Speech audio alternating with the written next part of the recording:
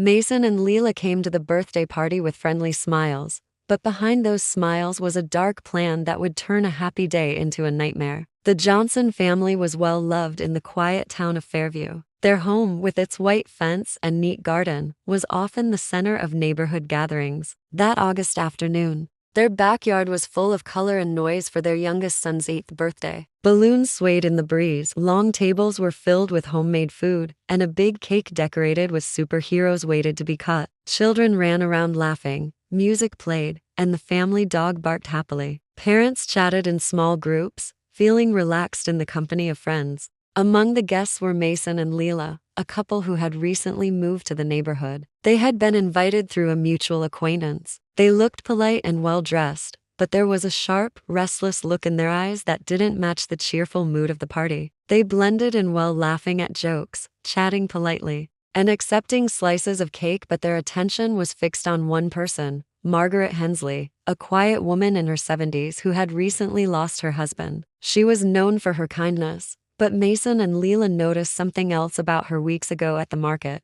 She always carried a small handbag close to her side, and people whispered that she kept a lot of cash and jewelry with her at all times. That afternoon, they saw her give the birthday boy a small gift before stepping aside to watch the games. Mason and Lila exchanged a glance. For them, this party was more than just a fun afternoon, it was a chance to take what they wanted. Their life together had been full of money problems and bad decisions. Mason often lost jobs, and Lila had been fired from a waitressing job for stealing tips. Bills piled up, and eviction notices became common. They started with small thefts, but those only made them want more. When they heard about Margaret's inheritance, they saw her as the perfect target. They watched her closely all afternoon, how she never left her bag unattended and often moved to quieter spots. The plan was simple. Wait until she was alone, grab the bag, and leave unnoticed. But the longer they watched, the greedier they became. Without speaking, both of them started thinking about making sure Margaret could never tell anyone what happened. By sunset, the party was calmer. The kids were upstairs watching a movie, and the adults relaxed inside. Mason and Lila helped clear plates, moving around the house casually but with purpose. Then Mason saw Margaret heading toward the guest bedroom, her handbag still in her hand. She looked behind her once before going inside. Mason's heart raced. He waited a moment, then followed her, with Lila close behind. The sounds of the party downstairs hid the quiet click of the door closing behind them.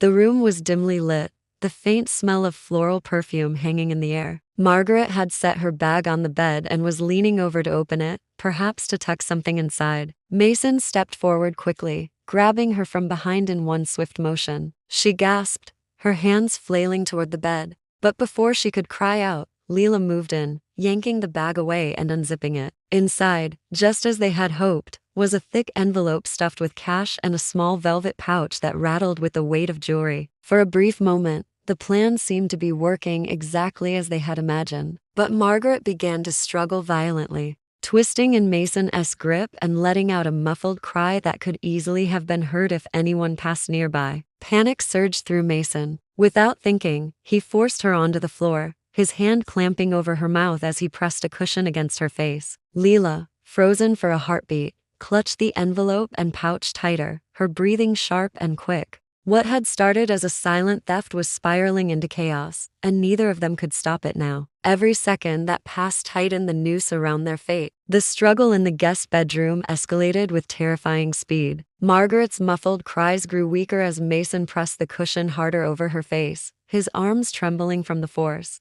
Her hands clawed at his wrists in desperate defense, but her strength was no match for his frantic determination. Lila stood only a few feet away, clutching the stolen items as if they were the only thing anchoring her to the moment. She could hear the faint hum of laughter and music drifting up from downstairs, a jarring reminder that the rest of the party was still blissfully unaware of the horror unfolding just above their heads. Minutes stretched into what felt like an eternity. Margaret's movements slowed, then stopped altogether. The stillness that followed was suffocating. Mason finally lifted the cushion, his chest heaving as he stared down at her motionless body. The reality of what they had done sank in slowly, like a shadow creeping over the room. Their original plan, quick, silent, and clean, had dissolved into irreversible violence. There was no undoing it now. They moved with a tense urgency, wiping their fingerprints from the bag and the surfaces she might have touched. Mason lifted Margaret's lifeless body and dragged it toward the closet,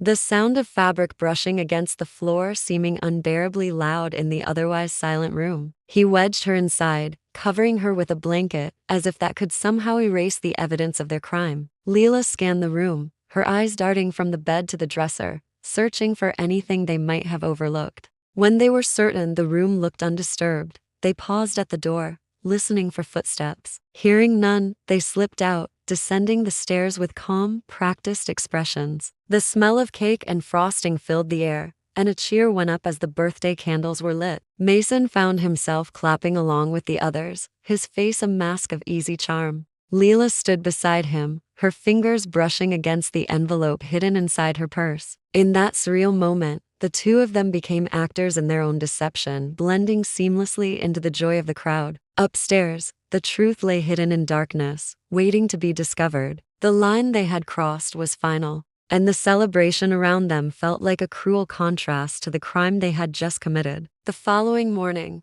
the Johnson household awoke to a sense of unease. Margaret's absence was immediately noticed when she failed to join the family for breakfast as planned. At first, it was assumed she had left early, perhaps not wanting to disturb anyone. But as calls to her phone went unanswered and her handbag was nowhere to be seen, worry began to ripple through the house. A small search began, with family members checking the yard, the driveway, and the nearby street. When someone finally decided to look in the guest bedroom, the sight that awaited them stopped everything cold. The closet door was slightly ajar, and inside, beneath a hastily thrown blanket, lay Margaret's lifeless body. Her skin was pale, her features still, and the room carried the chilling silence of something irreversible. Shock spread through the house, and within minutes, someone had called the police. Bright yellow tape soon marked the boundaries of the home, replacing the streamers and balloons from the day before. The laughter and music had been replaced by sirens, hushed voices, and the heavy weight of grief. Investigators moved quickly, questioning every guest who had attended the party. The cheerful memories of the previous day blurred under the strain of suspicion. Witnesses recalled seeing Mason and Lila lingering near Margaret several times, their attention fixed on her in a way that now seemed unsettling. Neighbors came forward with security footage from cameras on nearby houses, and the images were damning. Late that night, after most guests had gone, Mason and Lila had been caught on camera walking down the street, their pockets bulging and their pace quickening as they disappeared into the shadows. 3 days later, police tracked them to a dingy roadside motel on the outskirts of town. Inside, they found the stolen envelope of cash, the velvet pouch of jewelry, and clothing that matched the footage from that night. Mason and Lila were arrested without resistance, their expressions flat and detached, as if the gravity of their actions had already settled over them long before the police arrived. The case shook the neighborhood to its core. What was meant to be a joyful celebration had been turned into a haunting tragedy, a reminder that danger can hide in the most familiar places. For those who had been at the party, the memory of that day would forever carry the shadow of the crime, proving that even in moments of happiness, darkness can be waiting just out of sight.